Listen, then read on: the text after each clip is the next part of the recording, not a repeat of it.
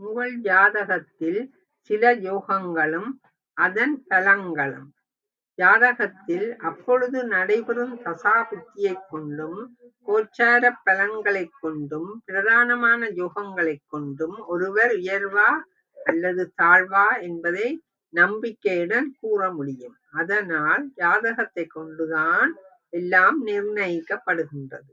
அதன்படியால் ஜாதக நிலை சரியாக இல்லாவிட்டால் நடைபெறும் தசாபுத்தி கோசாரப் பலன்படியுள்ள கிரகங்களுக்குரிய தெய்வங்களுக்கு பரிகாரம் செய்து பிரார்த்தனை செய்ய வேண்டும்.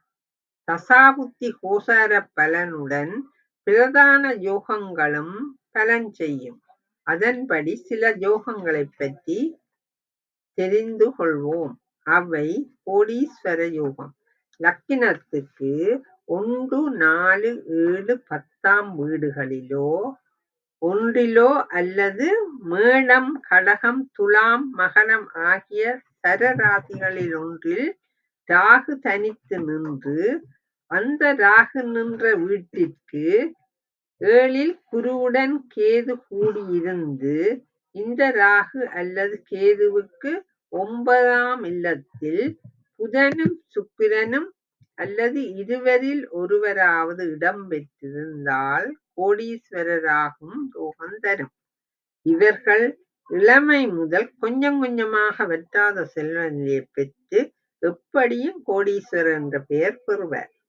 அதேபோல கேள யோகமும் குருவும் கேதுவும் இணைந்து மேசம், கடகம், கன்னி, கும்பம் ஆகிய ராசிகளிலும் அல்லது குரு ஆட்சி உச்சம் பெற்றாலும் கேது குருவின் சக்தியைப் பெற்று கேது திசையில் பெரும் செல்வத்தை வாரி வழங்கி கோடீஸ்வரராக்குவர். அதுபோல இன்னும் ஒரு யோகம் பர்வத யோகம் என்னும் ராகுவால் ஏற்படும் யோகம். ராகு மேஷம், ரிஷபம், கடகம், கன்னி, மகர ராசிகளில் ஏதோ ஒன்றிலிருந்து அந்த ராகுவிற்கு 1, 4, 7, 10ல் ஏதாவது ஒரு கிரகம் அல்லது பல கிரகம் இருந்து ராகு தசா புத்திகளில் ஜாதகருக்கு அளவு கடந்த ராஜயோகத்தை பூமேடை சனில் துயிலும் ராஜயோகம் தரும்.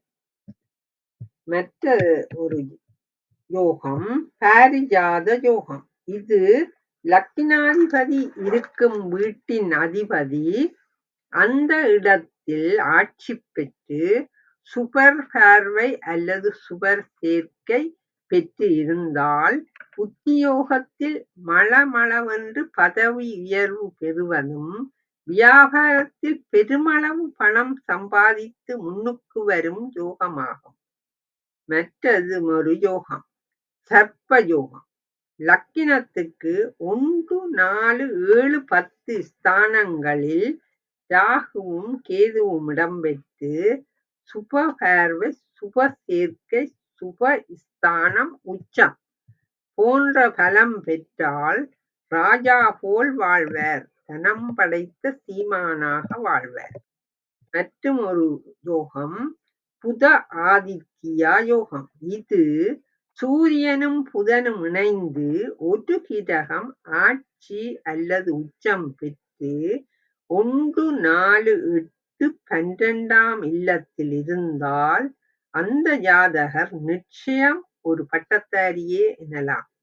அல்லது தனிப்பட்ட டெக்னிக்கல் அல்லது வேறு சிறாம்சம் ஏதாவது ஏற்படும். இன்று 6 யோகங்கள் இந்த பதிவில் கூறியிருக்கிறேன். மறுபதிவில் மிகுது கூறுகிறேன்.